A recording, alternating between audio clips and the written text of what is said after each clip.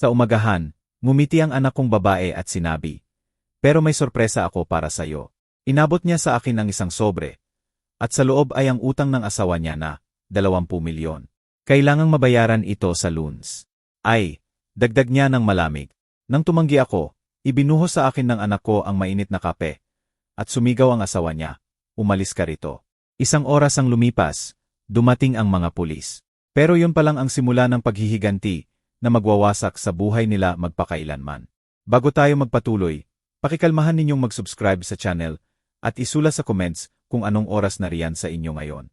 Ang sikat ng umaga ay dumaan sa mga bintana ng kusina ko, na nagbibigay ng pamilyar na anino sa sahig na linoleum.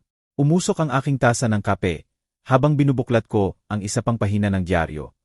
Binabasa ang seksyon ng sports ng walang gaanong interes. Oktubre sa Maynila ay laging nagdadala ng ganitong malinaw na kalinawan sa lahat. Ang hangin, ang liwanag, kahit ang mga iniisip ko ay parang mas matalas. "Tatay, may sorpresa ako para sa'yo." Ang boses ni Maria ay may espesyal na ningning na ginagamit niya kapag may gusto siya. Tumingin ako mula sa dyaryo at nakita siyang nakatayo sa pintuan ng hallway. Hawak ang isang brown envelope laban sa dibdib niya na parang kalasag. Malapad ang ngiti niya, pero may kumisla sa likod ng mga mata niya. Isang kaba na hindi tugma sa masayang tono niya. Lumitaw si Juan sa likuran niya, nakapalahati ang mga braso, nakasandal sa counter ng kusina nang may kumpiyansang parang dito siya talaga nakakatira, na hindi naman totoo. "Ito ang bahay ko, ang kusina ko, ang umaga kong routine na ginugulo nila." Anong kleseng sorpresa? Maingat kong tiniklop ang dyaryo. Inilagay sa tabi ng plato kong kalahating kinain na tostada. Lumamig na ang kape ko habang nagbabasa ako. Pero uminom pa rin ako ng isa pang lagok. Binibili ang sarili ko ng oras para pag-aralan ang mga mukha nila. Parang pilit ang tawa ni Maria. "Buksan mo lang, makikita mo." Inabot niya sa akin ang sobre nang nanginginig ang mga daliri. Una kong napansin ang return address. Isang law firm sa Makati na hindi ko pa narinig. Pagkatapos ay napansin ko ang bigat nito. Makapal sa mga dokumento na nagkakaluskos habang pinapalibot ko ito sa mga kamay ko.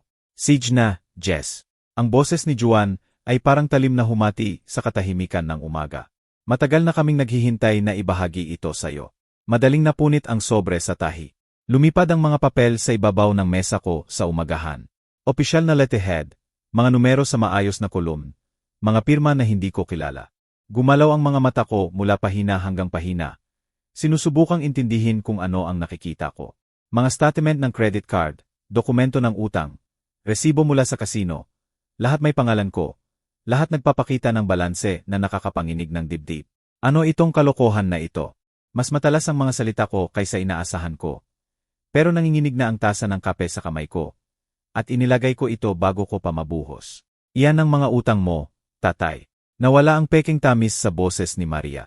"Natagpuan namin iyan sa mga papel mo noong tinutulungan ka naming mag-ayos noong nakaraang buwan. Naalala mo pa?" Hindi ko naalala. Naalala ko silang dumating na kesyo, tutulungan nila akong mag-ayos.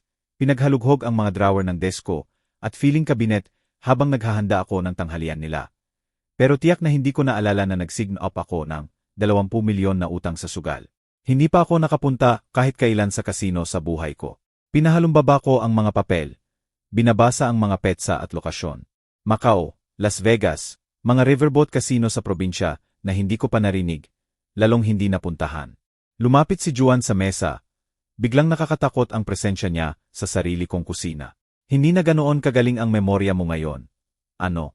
"Mukhang tunay naman sa akin ang mga pirma na iyan. Mukhang kamukha nga ng sulat kamay ko. Sobra ang kamukha." Pinulot ko ang isa sa mga statement ng credit card. Hinawakan ng mas malapit para mahuli ang liwanag. Perpekto ang pirma sa ibaba. Bawat loop at curve eksakto gaya ng pagsulat ko. Kailangang mabayaran ito sa lunes. Patag na ang tono ni Juan. Parang negosyo lang. Kung hindi, mawawala lahat sa atin. Ang bahay, ang mga sasakyan, lahat. Lunes. Lunes ngayon. Lumipat si Maria sa tabi ng asawa niya. Malinaw na ang nagkakaisang harapan nila ngayon.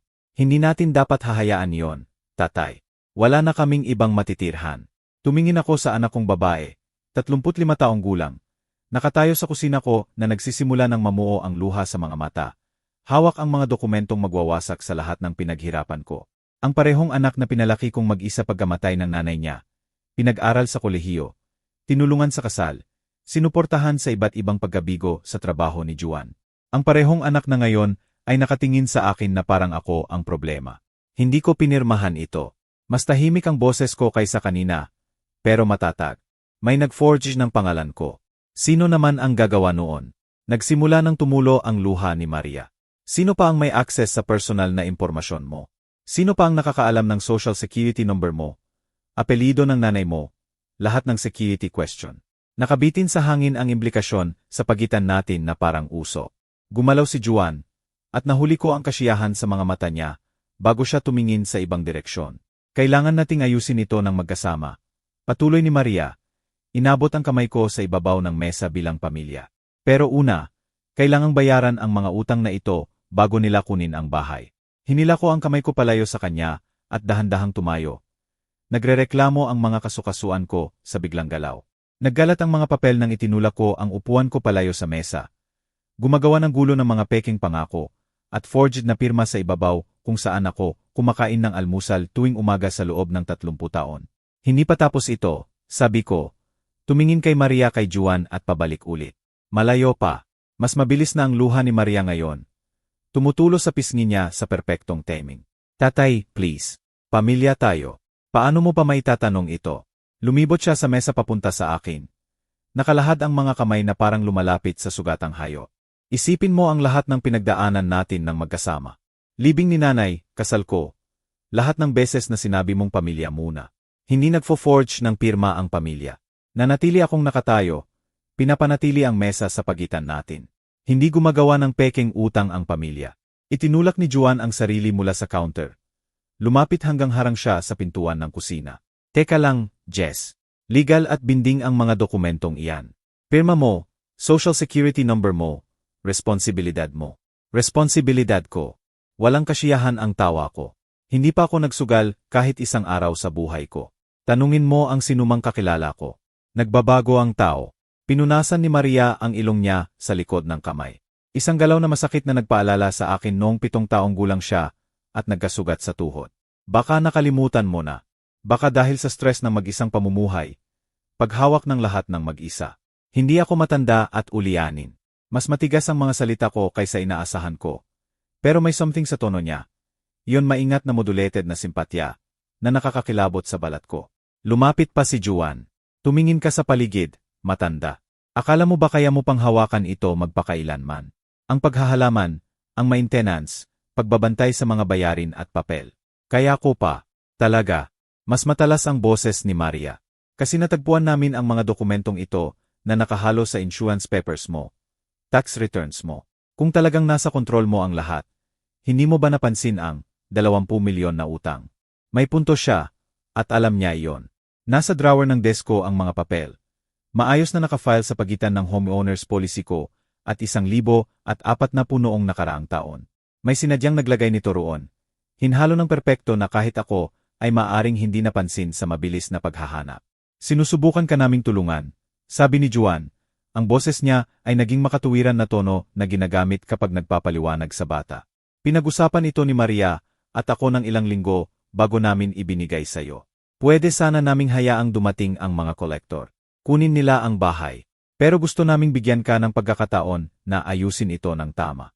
Ayusin ang ano? Wala akong ginawang mali. Tapos bakit pirma mo sa bawat dokumento? Hinugot ni Maria ang isa sa mga statement ng credit card mula sa tumpok. Itinapat na parang ebidensya sa korte. Tingnan mo itong sulat kamay, tatay. Tingnan mo ng mabuti. Tiningnan ko. Pirma ko nga. Hindi lang kamukha, kundi perpekto sa bawat detalye.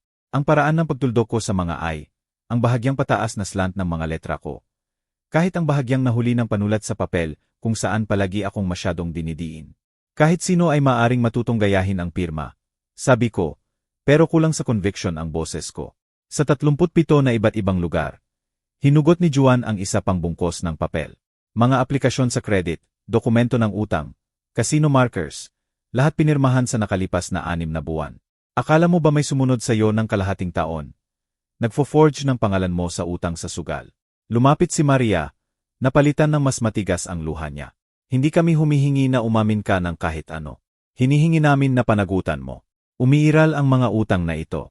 Sa pangalan mo, kung hindi mababayaran, mawawala lahat sa atin. Mawawala sa atin. Tumingin ako sa paligid ng kusina ko, ang coffee pot ko, ang mga plato ko sa lababo, ang kalendaryo ko sa refrigerator na may sulat kamay ko.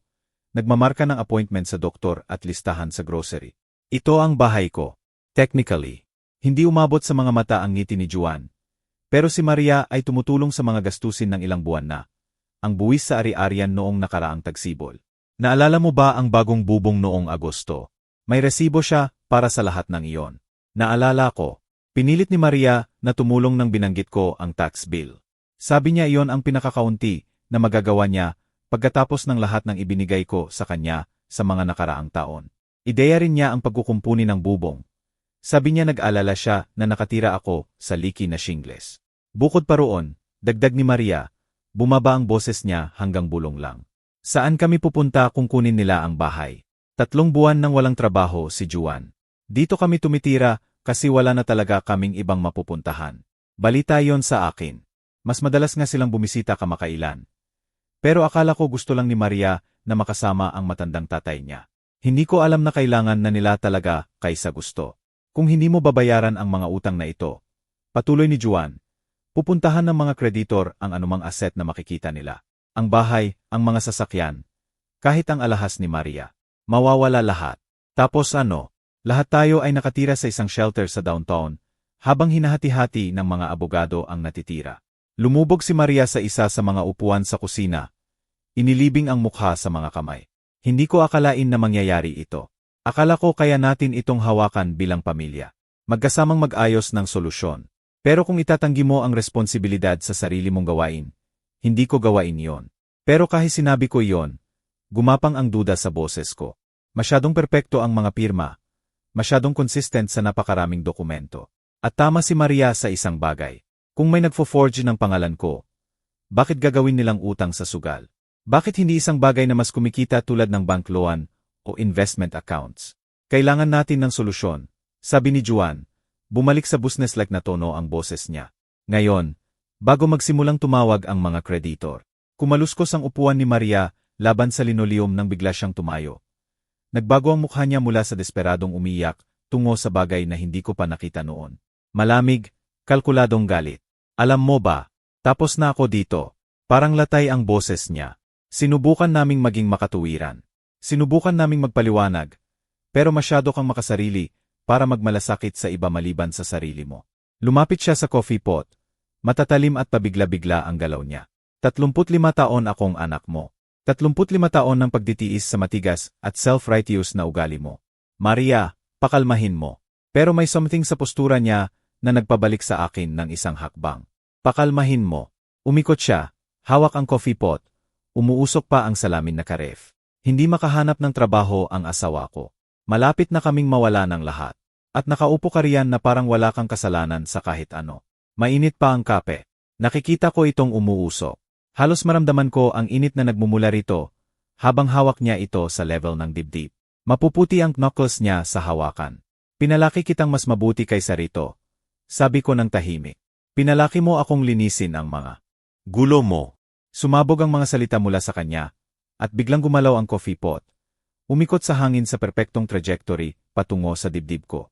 Nakita ko itong paparating, pero hindi ako nakagalaw ng sapat. Tumama sa akin ang nakakapaso na likido na parang apoy. Nabasa ang flannel shirt at undershirt ko sa ilang segundo. Sinunog nito ang balat ko, at napasinghap ako. Natisod babalik habang tumutulo ang kape sa katawan ko. Diyos ko, Maria. Agad at labis ang sakit. Parang may nagdiin ng mainit na plansa sa mga tadyang ko. Hinila ko ang basang tela palayo sa balat ko. Pero tapos na ang pinsala. Nakatayo siya roon hawak ang walang laman na pot. Mabilis ang paghinga ng dibdib. Mukhang gulat gaya ng nararamdaman ko. Sandali, walang gumalaw sa amin. Pagkatapos lumapit si Juan, at hindi gulat ang ekspresyon niya. Kasiyahan niyon. Umalis ka rito, matanda. Tahimik ang boses niya. Halos normal lang. Bahay na namin ito ngayon. Mag-impake ka ng kaya mong dalhin at umalis ka. Bahay ko ito. Pinanatili kong matatag ang boses ko, kahit pa nakakapaso ang sensasyon sa dibdib ko. Ako ang nasa deed. Ako ang nagbabayad ng mortgage sa loob ng 30 taon. Hindi na. Lumapit si Juan. Malapit na nakakaramdam ako ng amoy ng sigarilyo sa hininga niya. Binabago ng mga debt paper na iyan ang lahat. Bukas, magkakaroon na ng lien ang mga kreditor sa property na ito. Pero makakapag-ayos kami ni Maria sa kanila. Wala kaming mawawala. Tumingin ako sa anak kong babae. Hawak pa rin ang walang laman na coffee pot. Ang babaeng dating yumayakap sa akin sa sofa para manood ng kartuon. Ang batang babaeng tinuruan kong magbisikleta sa driveway sa labas. Ang young woman na inihatid ko sa altar, 3 taon pa lang ang nakalipas. Hindi niya ako tinitingnan sa mata. Pinlano ninyo ito. Tumama sa akin ang realization na parang malamig na tubig pagkatapos ng mainit na kape. Kayong dalawa, ang mga dokumento, ang timing, lahat. Pinaplano naming ayusin ang problema, sabi ni Juan. Problema mo. Ang problema na ginawa mo sa sugal mo, at utang mo at pagdangging panagutan ito. Dumikit na ang basang shirt sa balat ko ngayon. At kailangan kong tanggalin ito bago lumala ang paso. Pero higit sa lahat, kailangan kong makalayo sa mga taong ito na mukha ay pamilya ko, pero kumikilos na parang estranghero. Kailangan kong magpalit ng damit.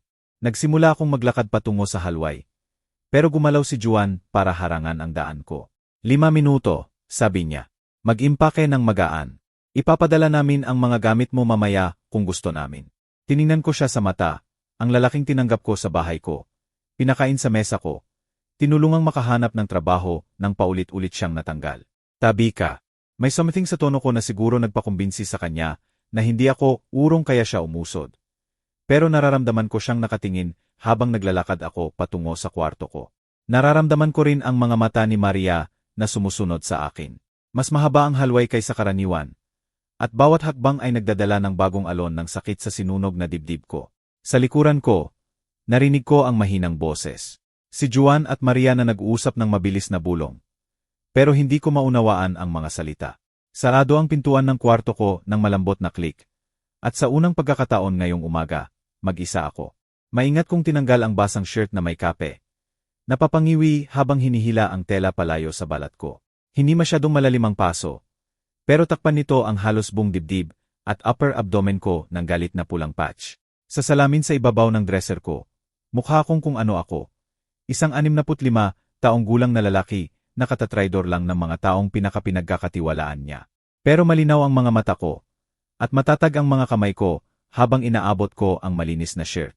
Gusto nila akong palisin sa sarili kong bahay. Gusto nila akong mawala ng tahimik, habang kinukuha nila ang lahat ng pinaghirapan ko. Wala silang ideya kung ano ang kanilang sinimulan. Malinis na shirt muna.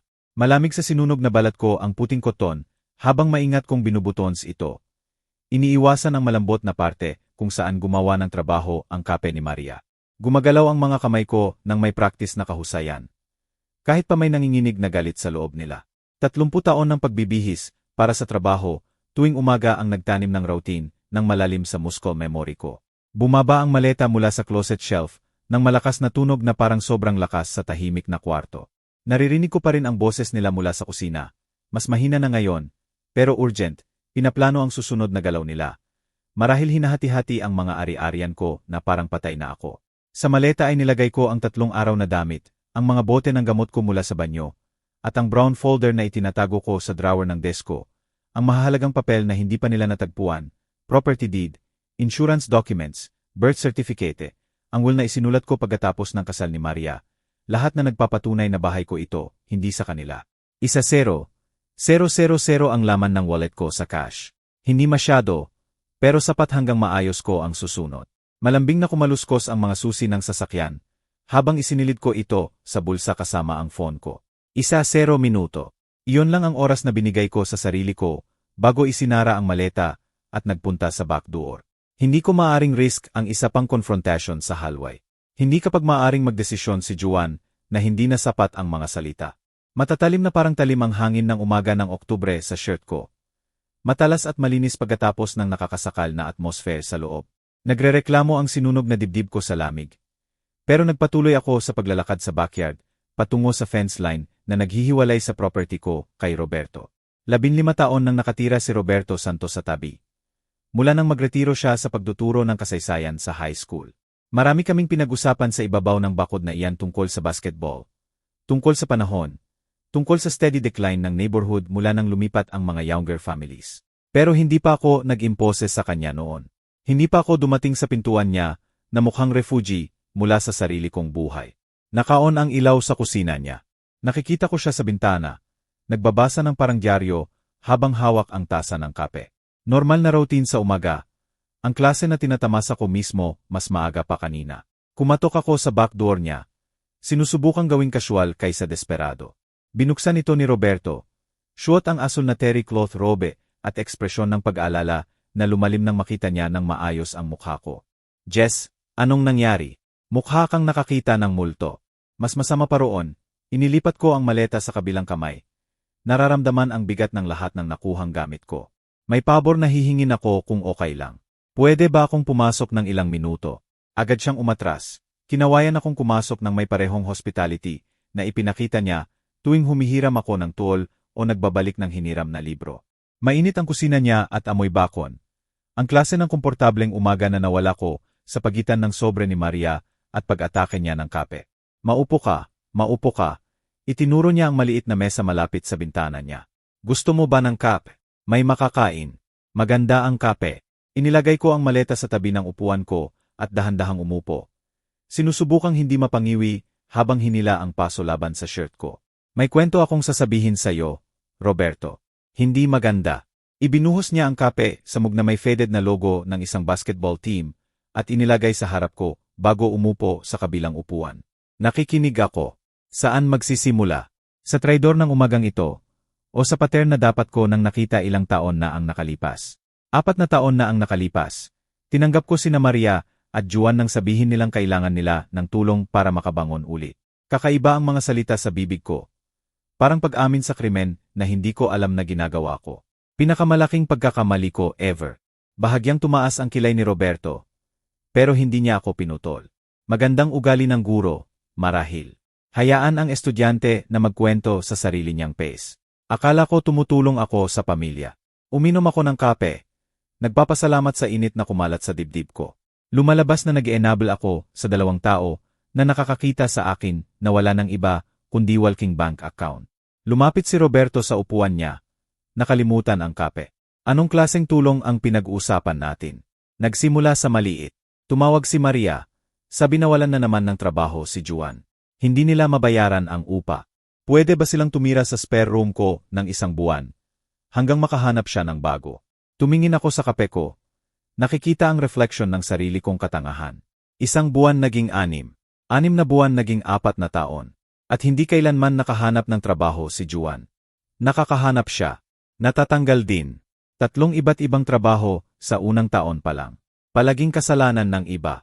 Palaging may boss na hindi pinahahalagahan ang talent niya. Nararamdaman ko ang lumang frustration na muling bumabalik. Ang alaala ng walang katapusang dinner conversation kung saan pinakinggan ko ang mga excuse ni Juan. Pero hindi yon ang tunay na problema. Hinintay ni Roberto. Hinayaan ang katahimikan na magtagal hanggang handa na akong magpatuloy. Ang tunay na problema nagsimula sa garahe ko. Maayos ang mga tool ko sa paraang ginagawa ko sa loob ng 30 taon. Lahat sa lugar nito, lahat may label. Nagdesisyon si Juan na inefficient iyon. Inilagay ko ang tasa ng kape ko ng mas malakas kaysa kinakailangan. Umuwi ako 1 araw at nakita kong inayos niya ang lahat. Nang tinanong ko siya, alam mo ba ang sinabi niya? Ano? Garahe na namin ito ngayon, Jess. Pamilya tayo rito. Masakit pa rin ang mga salita kahit 4 na taon na ang nakalipas. Garahe namin sa bahay ko na may mga tool ko na kinolekta ko sa 3 dekada ng pagtatrabaho. Dumilim ang mukha ni Roberto. Talagang sinabi niya iyon na parang ginagawa niya akong pabor. Na parang dapat akong magpasalamat na kinuha niya ang kontrol sa sarili kong property. Tumayo ako. Naglakad ba tungo sa bintana na nakaharap sa backyard ko? Iyon dapat ang unang babala ko. Pero ipinagtanggol siya ni Maria. Sabi niya sinusubukan lang niyang tumulong. Sinusubukan na gawing mas maayos. Paano nag-react si Maria nang magreklamo ka? Mas matindi ang tama ng tanong kaysa inaasahan ko. Hindi siya nag-react. Iyon ang problema. Pumasok ang asawa niya sa bahay ko. Nagsimulang ayusin ang mga gamit ko. Nag-claim ng ownership sa space ko. At kumilos siya na normal iyon. Na ako ang hindi makatuwiran sa paghahangad ng boundaries. Sa bintana, nakikita ko ang galaw sa kusina ko. Mga anino na nagdadaan sa likod ng kurtina. Naroon pa rin sila. Nagpapakompromiso pa rin sa bahay na katatri nilang nakawin sa akin. Lumala pa roon.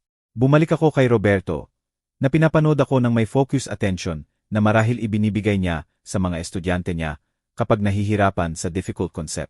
Nagsimula si Juan na tratuhin ang buong bahay na parang personal niyang dumain. Kinakain ang pagkain ko nang hindi nagtatanong. Ginagamit ang sasakyan ko kapag nasira ang kanya. Nagimbita ng mga kaibigan niya para sa poker games hanggang 3 oras ng umaga. At si Maria. Si Maria ay gumagawa ng excuse. Palaging gumagawa ng excuse.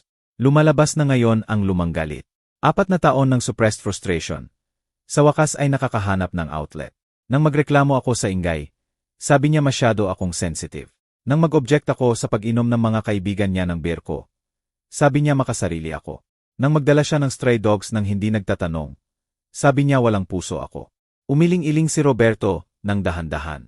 Nangyari ito ng 4 na taon. Lumala pa. Lumaki ang boundary violations. Mas naging bold. Bumalik ako sa upuan ko. Biglang napagod sa bigat ng sarili kong naivety. Noong nakaang taon, kinumbinsi ako ni Juan na mag-invest sa isang business opportunity. Isang food truck franchise na supposedly guaranteed na kikita. Magkano? 750,000. Buo kong savings account. Tumawa ako, pero walang kasiyahan. Hulaan mo kung anong nangyari sa food truck na iyon. Hindi ito umiral. Umiral ito. Binili ito ni Juan. Ginamit ng 3 linggo. Pagkatapos ibinenta, para bayaran ang utang na hindi niya binanggit. Nang kinumpronta ko siya, sabi niya flawed ang business model. At pinoprotektahan niya ako mula sa karagdagang pagkalugi. Tumama ang tasa ng kape ni Roberto sa mesa ng matalas na click. Ninakaw niya ang 750,000 sa iyo at tinawag itong proteksyon. Ipinagdanggol siya ni Maria. Sabi niya ginawa niya ang pinakamagandang desisyon sa mahirap na sitwasyon. Sabi niya dapat akong magpasalamat na nilimit niya ang pagkalugi ko. Masakit pa rin sa dibdib ko ang alaala ng conversation na iyon sa galit. Magkasalamat sa pagkakanakaw ng sariling manugang. Bakit hindi mo sila pinalayas noon? Ang tanong na tinatanong ko sa sarili ko mula kanina. Kasi anak ko si Maria. Kasi palagi akong iniisip na temporary lang ito. Na eventually mag-ayos si Juan. Kasi tuwing susubukan kong mag-set ng boundaries, umiyak si Maria at nag-uusap tungkol sa family loyalty at kung gaano nila ako kailangan. Tumayo si Roberto at muling pinuno ang aming mga tasa ng kape. Binibigyan ako ng oras para makabawi. Iba ang umagang ito, gayunpaman. Ipinakita nila sa akin ngayong umaga ang mga dokumento na nagsasabing may utang akong 20 milyon sa sugal. Utang na hindi ko kailanman ginawa, na may forged na pirma ko sa bawat pahina. 20 milyon. Tumaas ang boses ni Roberto sa disbelief. Kompleto sa payment schedules at collection notices. Lahat mukhang opisyal. Hinugot ko ang phone ko at nag-scroll sa mga litrato na kinuha ko ng mga dokumento bago umalis. Tingnan mo itong pirma. Sabihin mo sa akin na hindi ito eksakto kamukha ng sulat kamay ko. Pinag-aralan ni Roberto ang screen. Lalong dumilim ang ekspresyon niya sa bawat swipe. Fraud ito. Criminal fraud. Iyon ang sinabi ko sa kanila. Alam mo ba kung anong ginawa ni Maria nang tumanggi akong magbayad? Tumingin siya mula sa phone ko. Naghihintay. Ibinuhos niya ang isang takuran ng mainit na kape sa akin. Namutla ang mukha ni Roberto habang tinitingnan ang reddened skin na nakikita sa ibabaw ng collar ng shirt ko. Talaga niyang sinunog ka. Si Maria ay hindi na ang parehong tao. O marahil hindi niya kailanman naging ang taong akala ko. Binuksan ko ang itaas ng shirt ko para ipakita sa kanya ang lawak ng pinsala. Pero hindi pa iyon ang pinakamasama. Gusto mo bang malaman kung saan talaga galing ang mga utang na iyon? Tumango siya ng seryoso. May gambling problem si Juan na mas malala kaysa sa alleged addiction ko. Online poker, sports betting, casino trips sa mga kalapit na lugar. Nag-scroll ako sa iba pang litrato sa phone ko. Screenshots na nakuhanan ko ng betting sites na naiwan ng bukas sa computer ko.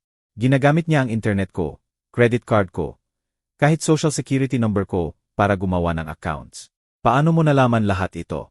Kasi nagkamali siya. Nagsimulang mag-iwan ng bukas na browser windows. Nakalimutang mag-log out ng accounts. Natagpuan ko ang betting histories pabalik ng 2 taon. Libo-libong piso sa pagkalugi tuwing buwan. Ipinakita ko kay Roberto ang mga screen capture. Tingnan mo ang mga halaga ng transaction na ito. 25,000 rito, 40,000 roon. Umaabot sa 150,000 hanggang 200,000 na taya sa basketball games. Pinag-aralan ni Roberto ang mga larawan. Umiiling-iling sa disbelief. Malaking fraud ito. Lumala pa. Nang putulan siya ng gambling sites dahil sa sobrang credit limit. Lumipat siya sa loan sharks. Natagpuan ko ang text messages sa phone niya tungkol sa perang utang sa mga taong may pangalan tulad ng Matabang Tony at Yellow Mike. Nag-swipe ako sa isa pang screenshot. Hindi ito bank representatives, Roberto. Mapanganib na tao ito. Magkano talaga ang utang niya? Sa pagkalkula ko, mga 15 milyon sa legitimate gambling debts. Isa pang 5 milyon sa interest at penalties. Inilagay ko ang phone ko. Nakakapanginig pa rin ng ulo ko ang mga numero. Pero ito ang kicker. Naresto siya. Naresto noong nakarang taon sa pagsulat ng bogus checks. Nakalabas sa bail. Nakatakda ang trial sa susunod na buwan. Huminga ako ng malalim sa upuan ko. Sa wakas ay nasabi ng malakas ang pinagdugtong-dugtong ko ngayong umaga. Alam ni Maria. Alam niya ang sugal, ang arrest, ang peking dokumento. Pinlano ang buong bagay na ito para gawin akong responsible sa utang niya bago magsimula ang trial. Nakuyom ang mga kamay ni Roberto sa mesa. Kaya nila kailangang palisin ka sa bahay ngayon. Kapag wala ka na, maaari nilang i-claim ang residency at pilitin ang mga kreditor na makipag-ayos sa kanila kaysa direktang habulin ka. Eksakto. At wala ang pangalan ni Maria sa anumang debt paper. Kaya legally, malinis siya. Si Juan ang sasalo sa sugal, makukulong, at mamanahin niya ang bahay na hindi niya pinaghirapan. Nakikita ko na ngayon ang buong scam ng malinaw. Nakalatag na parang blueprint ng traidor. Naglaro sila nito ng 4 na taon. Inihanda ko piece by piece. Ang boundary violations, ang financial manipulation, ang pag-isolete sa iba pang pamilya. Pinagdugtong-dugtong din ito ni Roberto. Ang teacher's mint niya na nagkokonekta ng mga tuldok. Ginroom kanila para maging perpektong biktima. At pinayagan ko sila. Gumawa ng excuse para sa ugali nila. Rationalized ang mga demand nila. Kinumbinsi ang sarili ko na normal na family conflict ito. Tumingin ako sa labas ng bintana patungo sa bahay ko kung saan gumagalaw pa rin ang mga anino sa likod ng kurtina. Nag-enable ako sa sarili kong pagkawasak. Bigla siyang tumayo ni Roberto. Kumaluskos ang upuan niya laban sa linoleum. Sobra na ito. Kailangang tumawag tayo ng pulis. Pulis. Nakagulat ang suhestyon sa akin.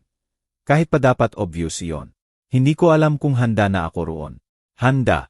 May matalas na gilid ang boses ni Roberto na parang lalaki na 30 taon nang nakikitungo sa teenage nonsense at nakakakita ng manipulation.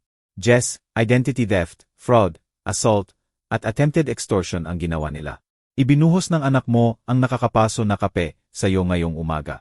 Ano pa ba ang hinihintay mo para maging handa? Tumingin ako sa mga kamay ko. Nakikita ang bahagyang panginginig na naroon mula nang sumabog si Maria. Bahagi ko pa rin gustong maniwala na malaking pagkakamali lang ito lahat. Na hindi talaga kaya ng anak ko ang ganitong kalkuladong kalupitan. Anak ko pa rin siya. Hindi. Matigas pero hindi malupit ang boses ni Roberto. Namatay ang anak mo sometime sa nakaraang 4 na taon.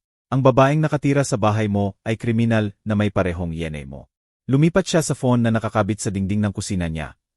Isang old-fashioned landline na marahil hindi na ginagamit maliban sa telemarketers sa mga nakaraang taon. Tatawag tayo ng 900 at 11 ngayon bago pa nila madestroy ang ebidensya o makatakas na may dalang anumang makukuha pa nila.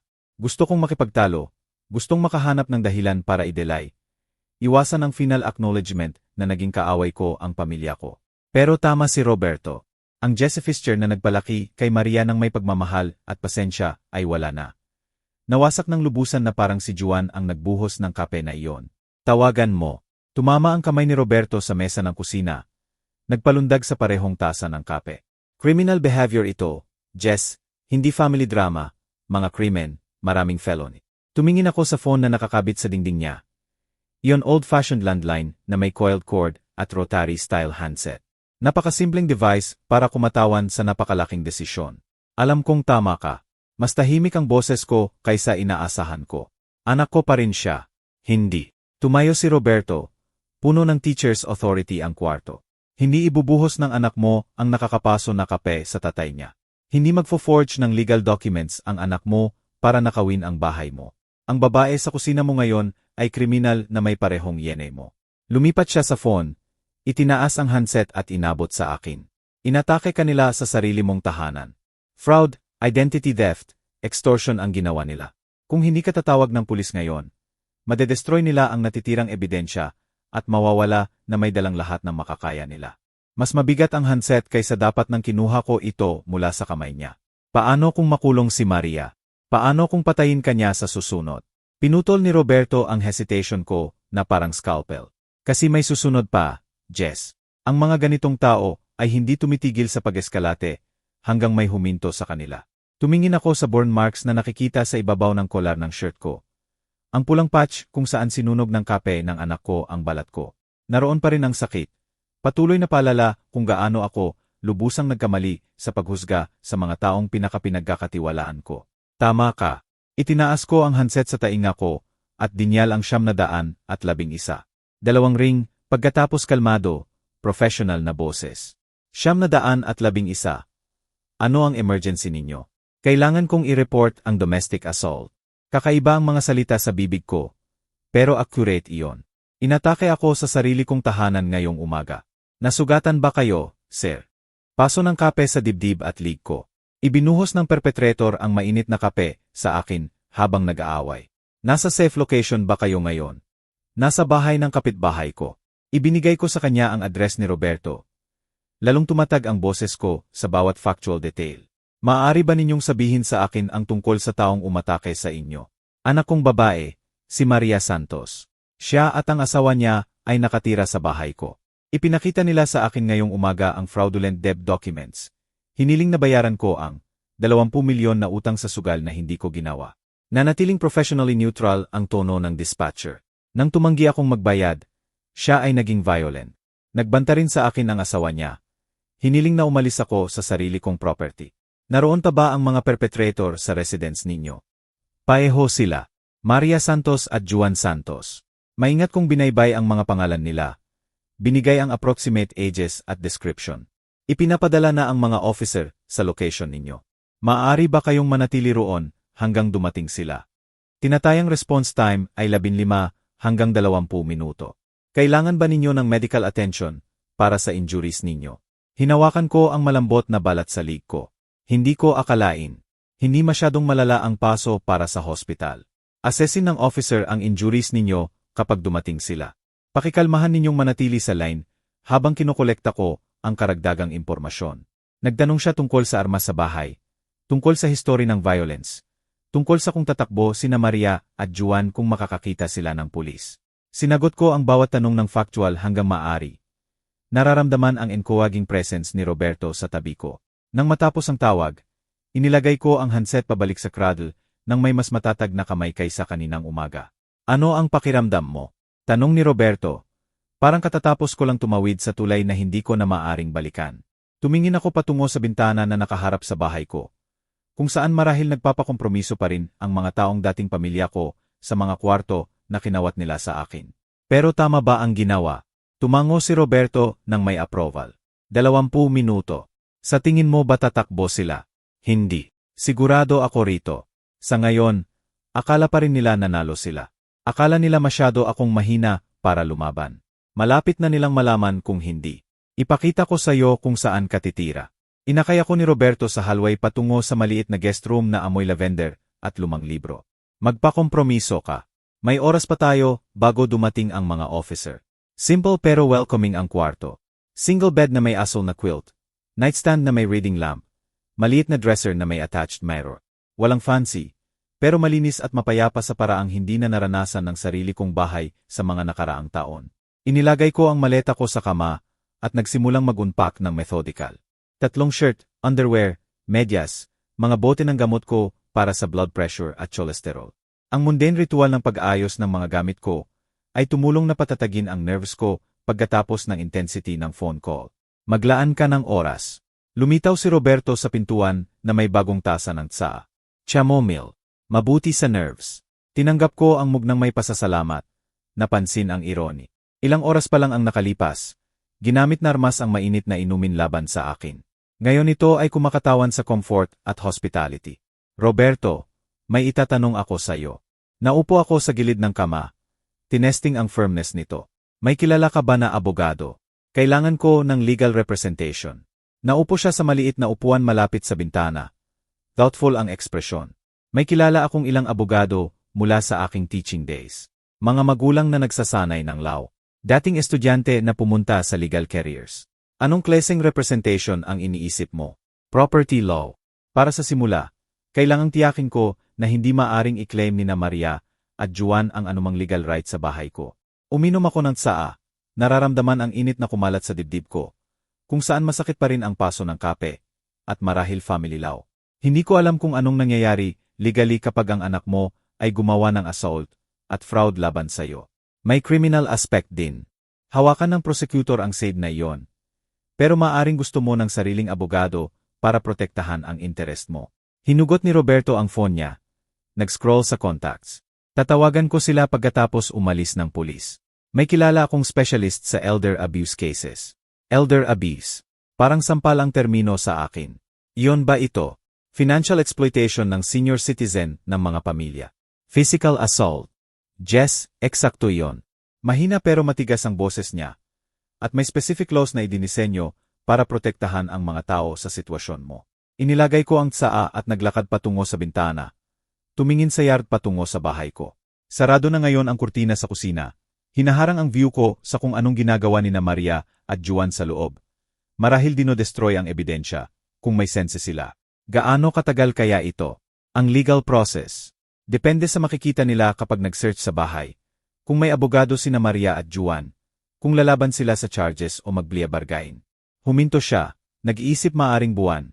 Marahil mas matagal kung pupunta sa trial. At sa meantime, dito ka tumira hanggang kailangan mo. May space ako, at frankly, kailangan ko rin ng company. Ngumiti siya, pero seryoso ang mga mata niya. Bukod pa roon, may kailangang tiyakin na safe ka habang naglalaro ito. Tumunog ng 9 na beses ang grandfather clock sa living room ni Roberto, at napagtanto kong halos 20 minuto na kaming nag-uusap. Anumang oras na, darating ang mga pulis para arestuhin ang anak ko at asawa niya. Handa ka na ba rito? Tanong ni Roberto, na parang binabasa ang iniisip ko. Iniisip ko si Maria noong maliit pa. Umakyat sa lap ko para makinig ng bedtime stories. Pagkatapos iniisip ko siya ngayong umaga. Nagbuhos ng kape nang may kalkuladong precision ng taong gustong magdulot ng matsimumpain. Hindi, sabi ko ng tapat, pero gagawin ko pa rin. Sa bintana, nakita ko ang itim at puting patrol car na lumiliko sa kalye namin. Dahan-dahan habang chinek ng officer ang house numbers. Nandito na sila. Tumayo si Roberto. Tinuwid ang shirt niya na parang naghahanda sa important meeting. Tara, kunin natin ang hustisya.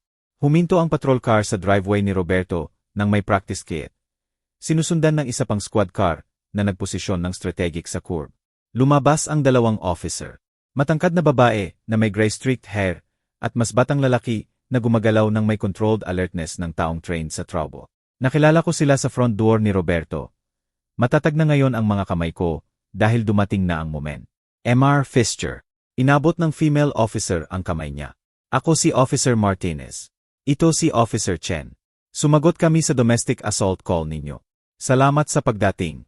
Tinikyan ko ang mga kamay nila.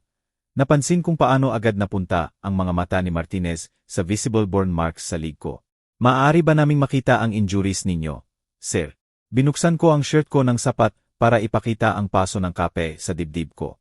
Kumuha ng litrato si Officer Chen habang nagtanong si Martinez tungkol sa incident timeline, relationship ng mga involved, at kung safe akong bumalik sa property ko. Kailangan ko kayong samahan sa paglalahad kung anong nangyari ngayong umaga. Sabi ni Martinez, hinugot ang notebook. Simula sa simula. Ibinigay ko ang mga facts ng chronological. Pagdating ni Maria na may fraudulent documents, ang escalating argument, threats ni Juan, at sa wakas ang assault ni Maria sa coffee pot. Pinanatili kong matatag at factual ang boses ko. Hinayaan ang mga event na magsalita para sa sarili nila. May mga dokumento ba na ipinakita nila sa inyo? Tanong ni Officer Chen. Naroon pa sa bahay ko.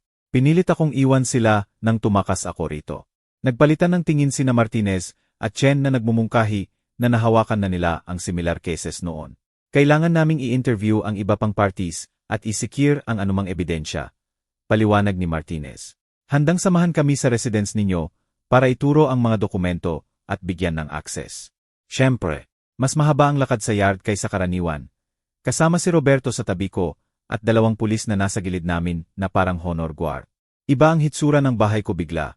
Mas maliit, hindi welcoming, na parang na-infect ng presensya ni Maria at Juan ang structure mismo. Kumatok si Officer Chen sa front door ng may authority. Pulis, buksan ninyo. Narinig ko ang gulo sa loob, mahinang boses, pagkatapos boses ni Maria na tumatawag. Sandali lang. Nang bumukas ang pinto, Namutla ang mukha ni Maria sa sight ng mga officer. Sa likuran niya, lumitaw si Juan sa halway. Nagbabago ang ekspresyon mula sa surprise tungo sa calculation sa ilang segundo. Maria Santos, lumapit si Officer Martinez. Kailangan naming kausapin kayo tungkol sa insidente na nangyari rito ngayong umaga. Hindi ko alam kung anong pinag-uusapan ninyo. Mas mataas kaysa normal ang boses ni Maria. Strain sa effort ng pag-maintain ng innocence. May complaint kami ng domestic assault. Gumalaw si Chen para ihiwalay ang parties. Itinuro kay Juan na lumabas. Kailangan naming i-interview kayo ng hiwalay. Pinanood ko mula sa front lawn habang kinuha ng mga officer ang kontrol ng sitwasyon ng may professional efficiency. Inakay si Maria sa living room habang pinwesto si Juan malapit sa squad car. Pareho silang clearly rattled sa biglang paglitaw ng law enforcement. 20 minuto pagkatapos suriin ang scattered debt documents sa mesa ko sa kusina at kunan ng litrato ang coffee stain sa sahig. Bumalik si Martinez kung saan ako naghihintay kasama si Roberto. Mr. Fischer, batay sa physical evidence at statements na nakolekta namin, may probable cause kaming mag-aresto. Pinanood ko sa living room window habang nagsalita si Officer Chen sa radyo niya. Tumatawag ng backup para sa transport vehicle. Maria Santos, inaaresto kayo sa domestic battery. Tagos ang boses ni Martinez sa yard habang binabasa kay Maria ang rights niya. May karapatan kayong manahimik. Umalingaw-ngaw ang protesta ni Maria mula sa loob ng bahay. Aksidente lang iyon. Hindi ko sinadyang saktan siya. Pero iba ang reaksyon ni Juan. Habang inilalagay siya ni Officer Chen sa posas, nag-ikot ang mukha niya sa galit. Harassment ito. Sinimulan ito ng matanda sa sarili niya. Kahit harap sa arrest, hindi siya makapanagot.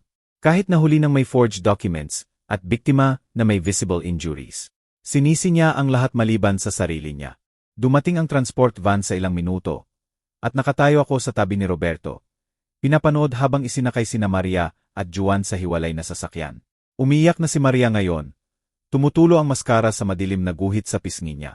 Patuloy na nakipagtalo si Juan sa mga officer, hanggang sumara ang pinto ng van. Pinutol ang protesta niya. Inabot sa akin ni Officer Martinez ang case number at contact information para sa prosecutor's office. May makikipag-ugnayan sa inyo tungkol sa pag-press ng charges at scheduling ng court appearances. Habang umaalis ang mga police car, dinadala ang anak ko at manugang sa kulungan. Naramdaman ko ang bagay na hindi ko inaasahan. Relief. Hindi satisfaction, hindi victory, kundi simple relief na tapos na sa wakas ang mga kasinungalingan. Halika, tahimik na sabi ni Roberto. Inilagay ang kamay sa balikat ko. Umuwi na tayo. 3 linggo pagkatapos, nagbabasa ako ng local section ng dyaryo nang kumatok si Roberto sa front door ko. Hawak ang brown envelope at suot ang ekspresyon ng taong may natuklasan na interesting. Baka gusto mong makita ito, sabi niya. Umupo sa upuan ko sa kusina. Ang parehong spot kung saan inambush ako ni Maria sa pekeng dokumento niya. Sinusubaybayan ko ang court filings para tiyakin na protektado tayo. Ang envelope ay naglalaman ng photocopies ng legal documents na may bold na pangalan ni Juan Santos sa itaas. Bankruptcy petition, maraming credito lawsuits, probation violation hearing, employment termination notice. Paano mo nakuha lahat ito? Public records, paliwanag ni Roberto. Ikinalat ang mga papel sa mesa ko na parang dealer na naglalagay ng cards. Court clerk's office, bankruptcy court, county records. Lahat available kung alam mo kung saan hahanapin. Una kong binasa ang bankruptcy filing. Chapter 7, complete liquidation ng assets. Ang lalaking sinusubukang nakawin ang bahay ko ay ngayon ay nakikiusap sa federal judge na burahin ang 15 milyon na utang sa sugal. Tingnan mo ito. Itinuro ni Roberto ang liham mula sa isang bagay na tinatawag na credit recovery company. Nareposes ang sasakyan niya 2 araw pagkatapos ng arrest. Hindi niya mabayaran ng wala ang income ni Maria. Lalong satisfying ang employment termination letter. Agad na tinanggal ng construction company ni Juan pagkatapos malaman ang domestic violence arrest niya. Standard policy para sa sinumang may violent crime charges ayon sa language ng dismissal notice. Saan siya nakatira ngayon? Tanong ko. Kahit pa alam ko na siguro. Salvation Army Shelter sa kalye sa downtown. Hinugot ni Roberto ang isa pang dokumento. Change of address form na nakafile sa court. Nag-file si Maria ng divorce habang nasa kulungan pa siya. Nag-freeze ng joint bank account nila. Kung ano pa ang natitira roon. Pinag-aralan ko ang divorce papers. Napansin ang pirma ni Maria mula sa county lockup. Kahit harap sa criminal charges niya mismo, mabilis siyang gumalaw para ilayo ang sarili sa financial catastrophe ni Juan. Ina-audit din siya ng BIJAR. Patuloy ni Roberto. Lumipat sa isa pang pahina. Unreported gambling winnings pabalik ng 3 taon. Sinasabi nila may utang siyang 2 milyon sa back taxes at penalties. Petsado ang audit notice 5 araw pagkatapos ng arrest niya. May sinumang masipag sa pagre-report ng illegal activities ni Juan sa bawat relevant government agency. Busika obserba ko. Bahagyang ngiti pero satisfied ni Roberto. Dating guro, remember, alam ko kung paano mag-research. Nakakuha ng mata ko ang court summons. Nakatakda si Juan na humarap kay Judge Patricia Cruz sa susunod na linggo para sa sentencing sa domestic violence charges. Dahil sa prior fraud conviction niya at current probation violation, inirekomenda ng prosecutor ang 6 na buwan sa county jail. Sinusubukan niya mag-apply sa 3 iba't ibang construction companies. Sabi ni Roberto, hinugot ang employment rejection letters. Pinatay ng background checks ang bawat application. Sino ang mag-employ ng taong may multiple felony charges? Ang loan shark angle ang pinaknakakabalisang. Mga printout ng text message na nagpapakita ng lalong nakakatakot na komunikasyon mula sa numbers na listed lang bilang Tony M. at Mike Ice. Nakakagulat ang mga halaga. 2,500,000 rito, 1,500,000 roon, na may interest rates na double tuwing buwan. Hindi naglolokohan ang mga taong ito. Sabi ko, binabasa ang isang particularly graphic threat tungkol sa broken kneecaps. Kaya siya nakatira sa shelter. Mas mahirap hanapin siya roon. Pinulot ni Roberto ang mga papel pabalik sa maayos na stock. Bumagsak ang buong mundo niya sa 3 linggo. Jesse. Nawala ang lahat ng sinusubukan niyang nakawin sa'yo. Nagbuhos ako ng kape para sa aming dalawa. Napansin ang ironi na minsan ay armas ang inumin na ito sa sarili kong kusina. Ngayon kape na lang ulit ito. Ibinahagi sa mga kaibigan. Nagre-review ng pagbagsak ng lalaking sobrang naglaro ng kamay niya. Paano si Maria? Mas seryoso ang ekspresyon ni Roberto. Iba ang kwento niya, at hindi pa tapos. Iba ang pag-unfold ng kwento ni Maria kaysa kay Juan, pero parehong mapangwasak. Habang siya ay harap sa financial ruin, siya ay harap sa complete destruction ng bawat relationship na pinahalagahan niya. Malubha ang consequences ng domestic battery charge. Malinaw si Judge Martinez sa arraignment ni Maria, 18 months probation, mandatory anger management classes, at permanent restraining order na nagbabawal ng anumang kontak sa akin. Nilabag niya ang restraining order ng 2 beses sa unang linggo. Sinabi sa akin ito ni Roberto habang naglalunch kami sa isang dinner sa downtown. Dumating sa bahay mo payhong beses habang nasa grocery ka. Tinawag ito ng mga kapitbahay. Inilagay ko ang sandwich ko. Nawala bigla ang ganang kumain. Ano ang gusto niya? Ayon sa police report, sinusubukan niyang makapasok. Sabi niya may naiwang important documents sa lumang kwarto niya. Kinonsulta ni Roberto ang notebook niya. Naging meticulous siya sa pag-track ng legal proceedings. Sa pangalawang beses, nakaupo lang siya sa front porch mo na umiyak. Bawat violation ay nagresulta sa additional court appearances, mas maraming fines, at extended probation terms. Natututo si Maria na ang consequences ay naipon. Tulad ng compound interest, nagbubuild ng pressure sa bawat poor decision. Lalong malupit ang job situation. Nawala ang retail manager position niya sa ilang oras pagkatapos lumabas ang arrest photo niya sa local paper. Walang gustong mag-employ ng convicted ng domestic violence, lalo na sa customer service roles. Nakatira siya sa women's shelter sa downtown. Patuloy ni Roberto. Nawala ang apartment na pinagsaluhan niya ni Juan nang mag-expire ang lease. Tumanggi ang landlord na i-renew pagkatapos ng police visits. Mabilis na naging nasty ang divorce proceedings. Sinisi ni Juan si Maria sa pagtawag ng pulis, habang sinisi niya si Juan sa paglikha ng debt crisis na nagsimula ng lahat. Withdraw ang abogado nila sa case dahil sa non-payment ng legal fees. Sinusubukan niyang tawagan ka ng 17 beses noong nakaraang Martes. Sabi ni Roberto, ipinakita ang printout na nakuhanan niya somehow. Nag-iwan ng 9 na voicemail bago tumigil ang system sa pag-accept. Ni isa ay hindi ko pinakinggan. Tinulungan ako ng phone company na i-block ang number niya pagkatapos ng unang 12 ng tawag. Pero patuloy na sinusubukan ni Maria mula sa iba't ibang phone, landline ng shelter, hiniram na cellphone, kahit payphone sa downtown. Ipinadala niya ito sa'yo. Hinugot ni Roberto ang envelope mula sa jacket pocket niya. Dumating sa address ko kahapon. Siguro alam niya, hindi mo bubuksan ang anumang direktang galing sa kanya. 3 pahina ang liham, handwritten sa careful script ni Maria. Binasa ko ang unang paragraph bago ko ulit tiniklo. Gusto niya ng isa pang chance. Simple kong sabi. Ano ang gagawin mo? Tumingin ako sa labas ng bintana ng diner sa mga pedestrian na nagdadaan. Ordinary people na nagpapatuloy sa daily lives nila nang walang drama ng family betrayal na nagpapabigat sa kanila. Wala. Ginawa niya ang choice niya, 4 na taon na ang nakalipas nang pinili niya si Juan kaysa basic decency. Sabi ng anger management counselor na nagpo-progress siya. Ipinakita ni Roberto ang court reports na perfect attendance, active participation.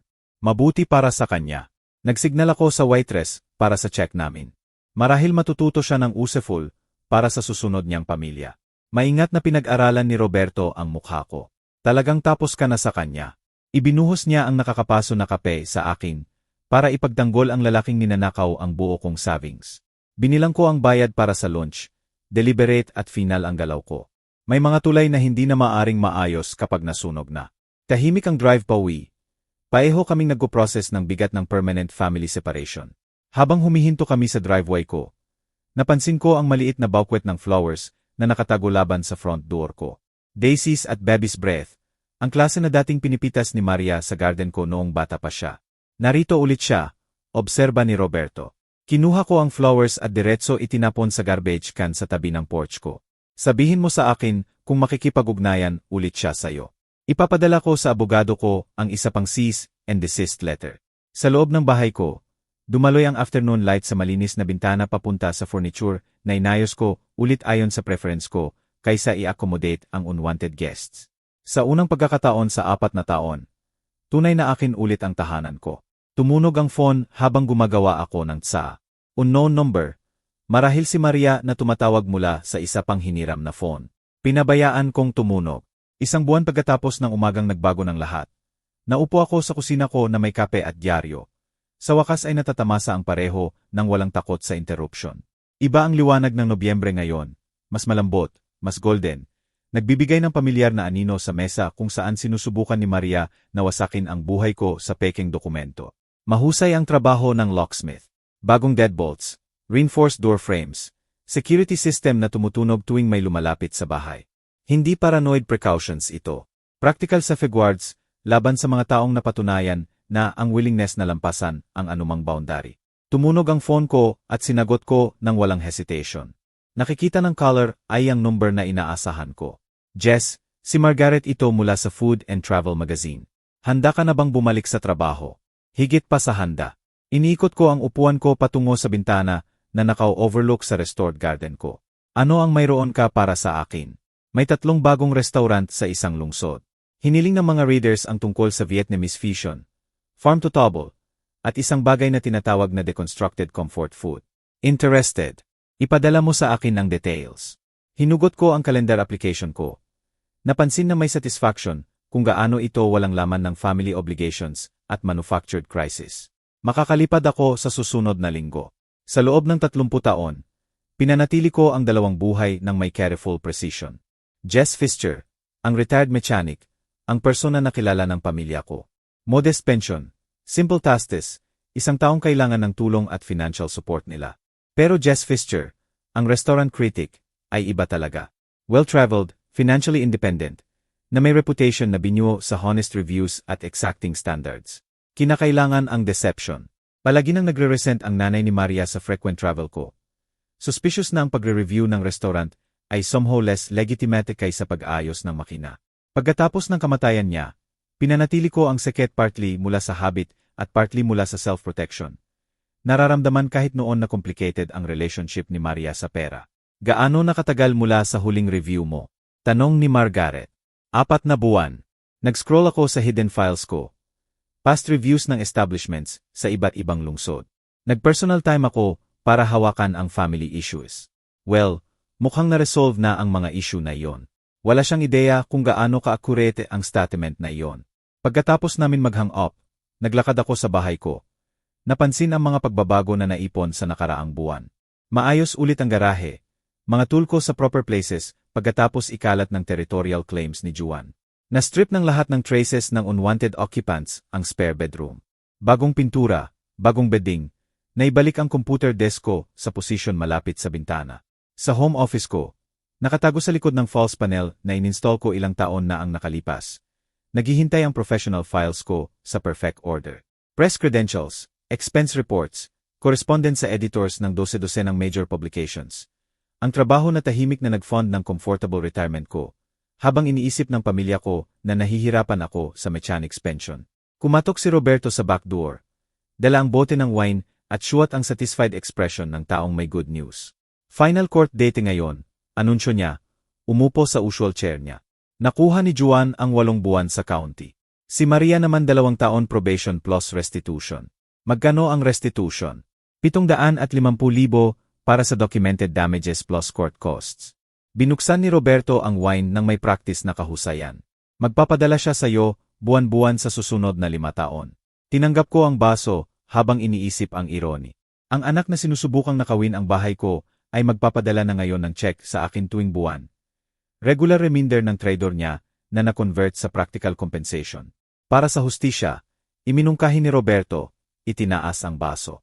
Para sa kapayapaan, sagot ko. Sa labas ng bintana ng kusina ko, ipinakita ng garden ang unang signs ng restoration efforts ko.